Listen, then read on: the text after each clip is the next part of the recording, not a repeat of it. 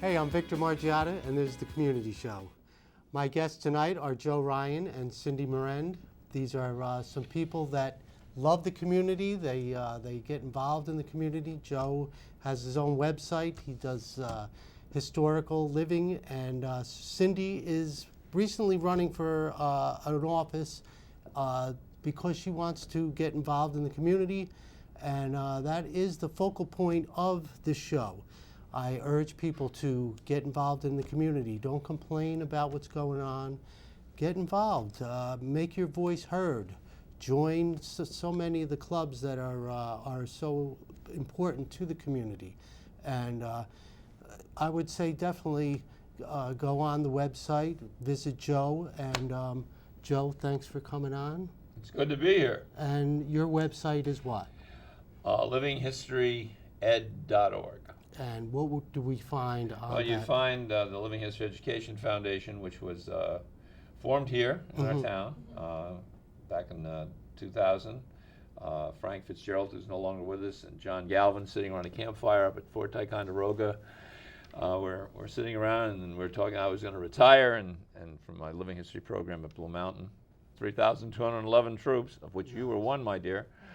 And they both sat around there and said, no, we should keep this going. I mean, you know, you're going to retire, and maybe we should get this whole idea spread. And the foundation was formed, and then we got the terrific support of Governor Pataki and, of course, the community. And Cheryl Murray was very much involved in it. And the end result has been 2,695 educators have been through any numbers of living history graduate courses, in-service courses. We've done Thayer leadership training with the Thayer leadership group at West Point.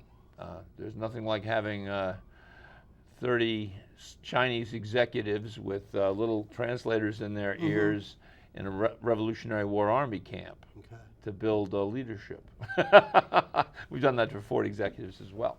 But anyway, we're talking about our community and its history. Yes. And the last time I was on your show, I was in my 5th New York uniform. Okay. And Revolutionary now we War. have a new uniform. We've got a new uniform. Yeah, you always see me in drag. What can I tell you? You see me in civilian clothes, you wouldn't recognize me, which is why I haven't probably been run over in a parking lot, right, Cindy? You're right. Anyway, the uniform I'm wearing would be quite familiar to the people in our community if you were here during the Civil War. Okay. It represents the 10th New York Cavalry, and what is interesting, the people of the Civil War era could easily see a soldier walking down the street and quickly, you know, put the pieces together and know what branch of service they were in, what army they were in, what company they were in. For example, just looking at me as a cavalryman, first of all, I've got cavalry boots on. That'll tell you, but I got my spurs off, so it's a little merciful on your table. The sky blue trousers. I've got the yellow piping, which is the symbol of the cavalry, yellow. Artillery is red, and sky blue is infantry.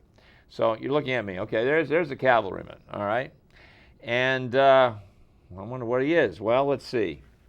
He's in the 10th Regiment. And the Cross Sabers also tell you what's going on. And Company C is my company. All right? And my rank, I'm a sergeant major. And of course, a guy that's old and grizzled better be a sergeant major. And so but your average person would know that just because of the experience of the war, and how deeply committed our community was to the Union side. Which is why we have quite a Civil War monument in Peekskill down over there. All right? Now I'm looking at you, my dear. I remember seeing you in a Revolutionary War uniform. That's right. Tell us a little bit about your experience with Joe. Well, Joe Ryan was my 7th grade history teacher, but it wasn't only history, it was living history. So we as a whole, it wasn't a class, it was a team. It was a Ryan team, living history. And we were ranked. We got merits, we got demerits. We worked our way up or down for some people. Not you, my dear. I was actually the highest ranking female. Yes, you were. In your Army. I was Sergeant Major Sergeant Cornelis Major. was my name.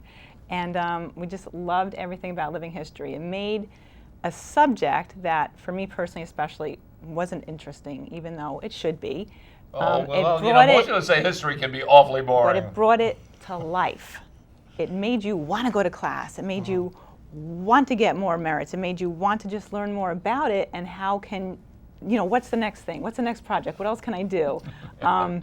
So we had to make our own uniforms. We had to raise some money also to get the trip done, yes. Yeah, and the big reward was going to West Point and sleeping over at Camp Putnam. Oh my God. Or Fort Putnam. Fort Putnam, and that was an incredible experience in itself, because it wasn't just boys, girls, it was the soldiers, the class, the whole team. That's right. Everybody that was involved went, and that was really a humbling experience. You had to wash dishes outside and everything else, and cook over the open fire. Cook over the open fire, and we learned as much as we possibly could absorb. And at that age, you're on the borderline. Are you a sponge? You're going to learn more or not? So I, for myself, definitely, and it was a sponging experience. That history came alive, especially for that short time that we were lucky enough to go there Well, it and wasn't have that boring. experience. It was not. Not for me either, and believe me. It wasn't. And there is that it's 2 or 3 o'clock in the morning, and you're overlooking the Hudson, and you're on guard duty at Fort Putnam over in West Point, and you're a 7th grade young lady, and she's in charge of that guard detail. That's right. For an hour. Guess who? If there's trouble, guess who's coming down on her? Not on the Bowser brains on there. No, Sergeant Major. Yes, sir. I want to see you. Okay. Well, it didn't have to happen. You did a good job. So, yeah. But bringing history alive is important, and because we do really live in a historic area, and we've been through an awful lot, and I think sometimes that without sounding like some great talking head commentator on one of the major networks, they'll give me a chance, and I might do that. We have to, we've been through a lot in this country, and we're going to go through a lot more, and it's not all doom and gloom and all the, the worst times in America. No. Yep. Worst time in America probably was based around the uniform I'm wearing right now. Civil War is an absolute horror. I mean, all we have to do is look at the Civil War in Syria, or what's really going on in Afghanistan. And by the way, I hope everybody watches our president tonight, whether you like him or not. He's going to be talking about our policy in Afghanistan. And so history, in a way, will be actually on the air tonight. So anyway, back to more an area I know a little bit about, Okay. which means I don't know a lot about. Now, there's a little issue about monuments Ah, that we're dealing monuments. with now. Oh, yes. What's the number one reason that we erect monuments? Well, I like to use the illustration. If you come into the city of Peekskill and you go and look at our Civil War monument, and you realize it's a pretty cool monument. And at the time, Peekskill wasn't a very big town when that was built, though it was a manufacturing center. I mean, let's face it. Yep.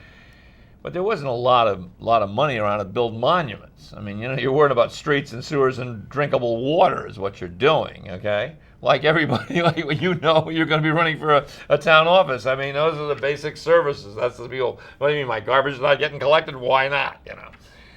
So why do people erect monuments? And or even if you go to like White Plains, and there's a beautiful Civil War monument. If you can take a look for it, it's on Broadway, and there's a pillar, and at the top of it's a Civil War infantryman, and you say, man, they spent a lot of money on this. Why? Well, then you look at how many young men from the Westchester County area served in the Union Army and died in the Union Army. And people erect monuments not only in your local graveyard, but they, especially when it's such a wrenching experience as the Civil War was to the community, to remember those who sacrificed. And that's why you see, any of you who go to a class reunion, and I've been to a few of them, and I'll tell you, my ranks are getting thin, okay? But the point is, imagine you were in school in 1860, and then say by 1865, the war's over, starts in 61, and you go to a class reunion, say in 68, we'll say. or maybe your 10-year reunion, whatever. And a lot of the guys are missing. And some of the guys there are missing limbs and eyes and aren't looking pretty good, and they're a little strange because they've really seen the elephant. And that really narrows it down. I mean, because when you think of like World War I or World War II, yeah, there were serious casualties, no question. But I don't think, except in those few areas where the high school graduating classes were so decimated, as in the Civil War, because we had such a huge population for one and two, that the effect, I think, on individual classes, though certainly there were moments in World War I, and the British did it. They had these PALS units that got slaughtered. But for America, and there's a reason we build monuments. And one of the reasons that people build monuments is to remember and commemorate and honor. The controversy now, and it's really one that we in New York State really don't have an issue with the Civil War monuments, because our side won and we helped write the books. But the southern states have to deal with this issue. Now, at the federal level, and that's where we would be concerned, because the federal government, a number of monuments and sites are historic. They're on the National Historic Register. They are protected by both state law and United States law. And we're going to have to look at those very carefully, because it is something that, and believe me, it can be very divisive. And right now we don't need divisiveness, but we need some calm and some discussion about it. You know, but we've got some beautiful Civil War monuments, and when you travel around New York, you can find some really small towns with these fabulous monuments, and you say, why? And then you realize how many men died. I remember reading to this. I was doing a program for White Plains this year, and one of the historical documents that I was using was a letter to the town supervisor up in the central part of New York, from a common soldier in one of the New York regiments, writing about a friend of his who'd been killed in battle, and writing him as a town supervisor that he knew he would be visiting the widow, and he wanted to tell how Jacob died. And he said, I couldn't find any more on paper. This is Jacob's paper that I took out of his haversack, and it's Jacob's blood on it. And that paper, that letter, is still in the archives in Albany. Now, I know the widow ended up seeing that letter, but the guy who wrote it never intended that letter to be seen by the widow. But that's the human side of it, the human side of the monuments, and there is a piece there. So when all the heated rhetoric gets wandered around, now am I particularly thrilled that a number of United States Army officers resigned their commissions and joined the Confederate Army? To me, that's treason. I mean, yeah, they resigned. They could get out. They went, and it was illegal. But it's pretty tough. I mean, in our own history, and this is local, we know all about the treason of Benedict Arnold, right? In West Point, and all you know West Point. What is interesting, there are two places where you might have found Benedict Arnold's name on a monument. One of them is West Point, because there is a wall, I think, in one of the chapels where they list the Revolutionary War generals. Well, his name was actually carved in and then chiseled immediately out. So that spot is knocked out. And the other is on the Saratoga battlefield up in Saratoga, New York. And it looks like a tombstone. It's about as high as my boot. It's a boot with a general's epaulette in it, because that's the spot that Arnold got wounded in the Battle of Saratoga in the leg. But his name isn't on it. It's the only monument. We don't have Benedict Arnold high schools. We don't have so we certainly, in some cases, have never allowed, but he really committed treason. I mean, he literally was taking money and going. The officers that were serving in the American Army were allowed to resign and were allowed to go back to their state, which of course they ended up doing. Like Lee had been offered command of the Union Army, at least the Army of the Potomac, initially from President Lincoln. So, but what's interesting about Lee, and it's kind of fascinating. If I'm dominating this conversation, tell me to shut up, will you? Come on. I know you probably don't dare because you think you're back in 7th grade right now. It probably sounds just like Mr. Ryan. Oh my God. Yes, Sergeant Major. But Lee, at the end of the war, and when somebody was asking about monuments, he said the only place monuments belong are in cemeteries. He felt that it was important to, heal the wounds of the country. Mm-hmm. So I don't think he would have approved of an equestrian statue of him sitting in some town square, as part of the local historic fabric, which I found interesting. I think the way I can't find any reference, not that I've really looked, but I've never run across any Union veterans making comments about Confederate memorials in the South. All right, and I know General Sickles, who is Union General Sickles, who was responsible for the historic site at Gettysburg. He was the driving force. He lost his leg at Gettysburg. Interesting guy. He got shot. The leg got blown off. He said, "Put my leg back up on there," and he's waving to his troops, smoking his cigar.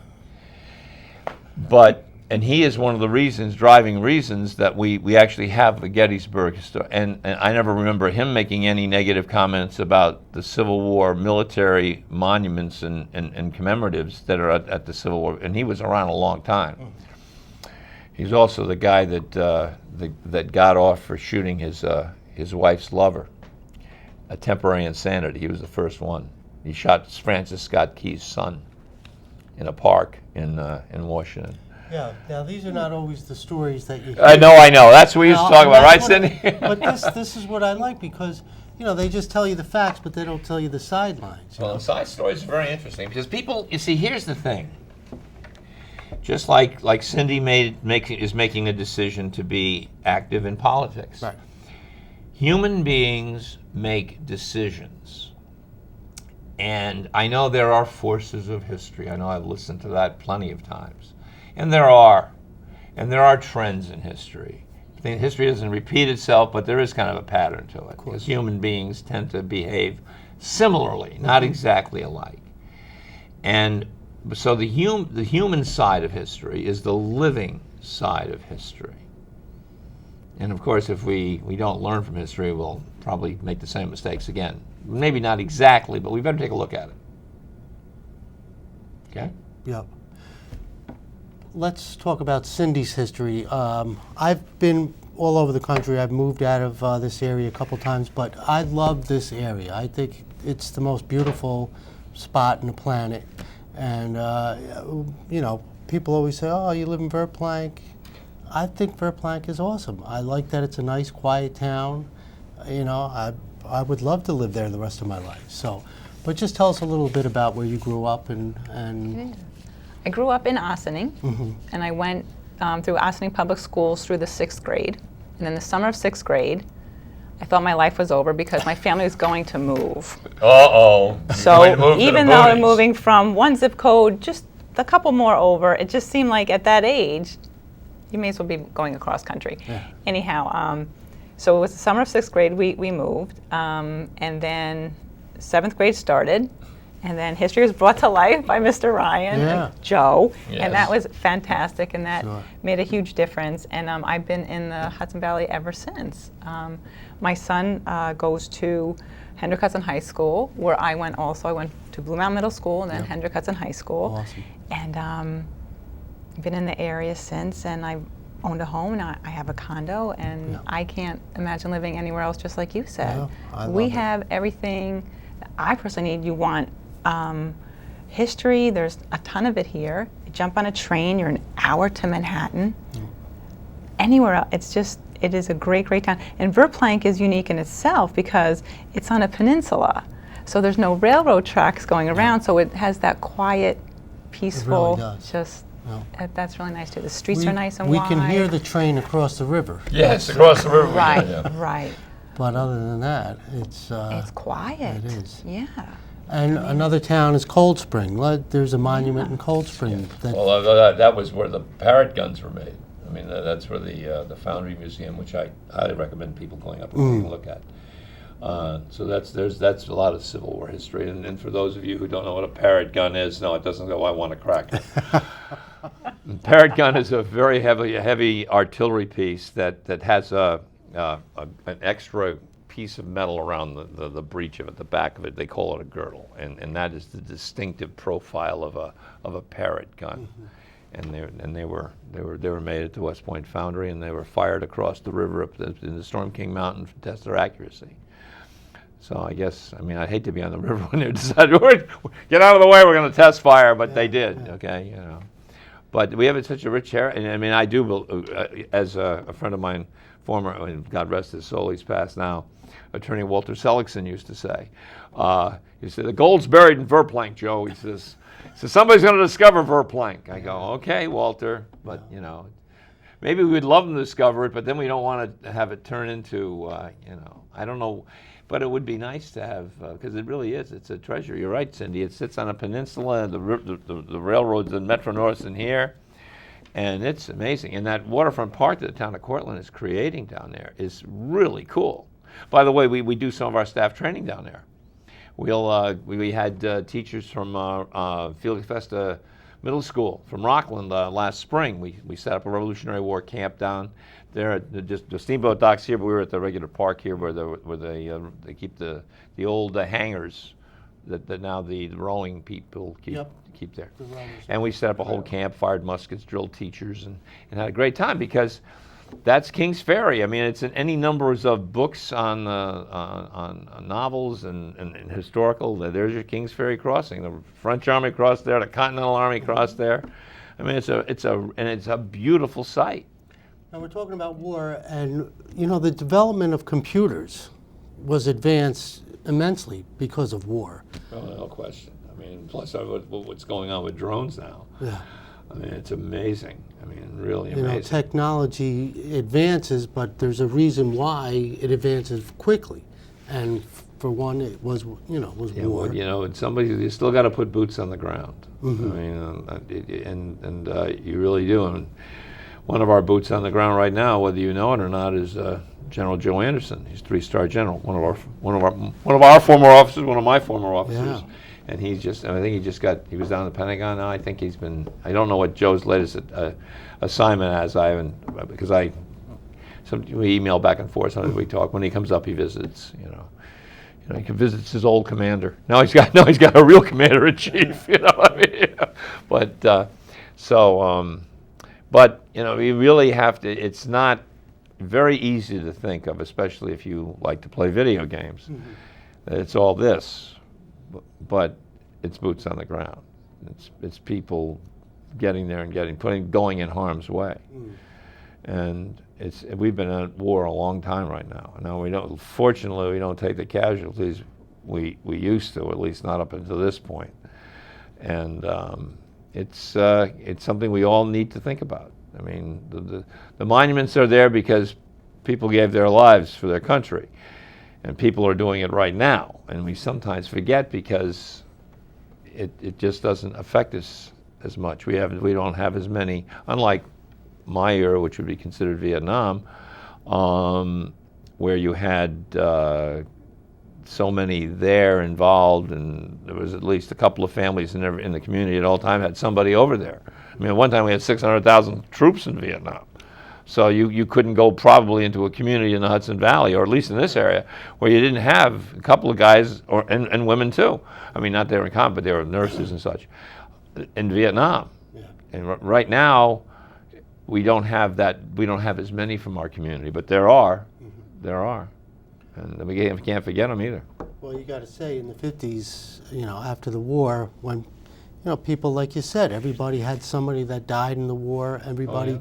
you know, and it really did bring the people together. Oh, Memorial Day was a real big deal in the 50s, 60s, and even the 70s. And then, of course, you know, Vietnam, we had that trauma, 50,000 plus casualties and all, and we kind of okay. Then we moved on from there, and now but 16 years we've been involved fighting terrorism and all, and that's a lot of years, and a lot of people have gone through that whole thing, and come back really affected by it. And luckily, at least now we tend to be able to analyze this post-traumatic stress syndrome because it's a real thing. Sure it is.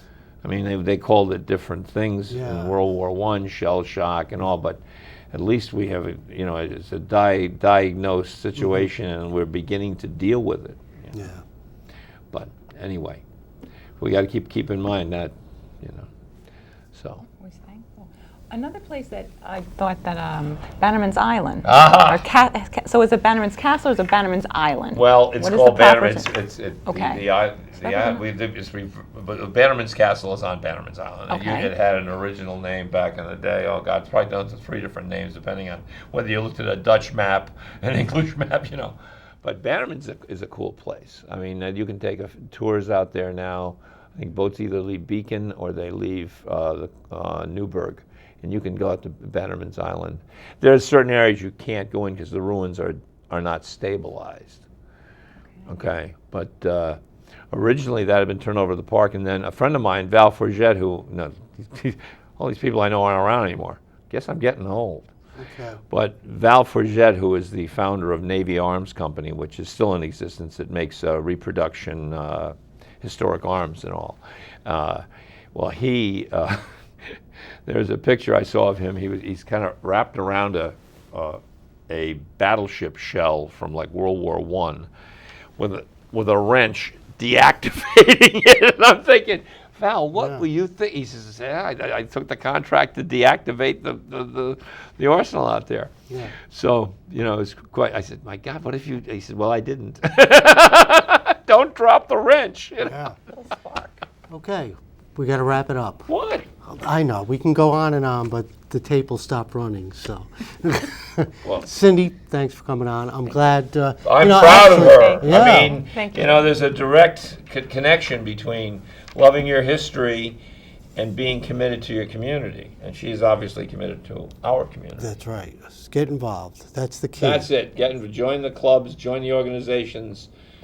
Be there, guys, because it's got to be done to make the quality of life that we enjoy. That's it. And it's, you know, just like all these people that gave their lives for this country, you know, we have to step up and not give your life, but at least do something. Be Get thankful. involved, you know. First and foremost, be thankful and be appreciative for what Okay. they did for us.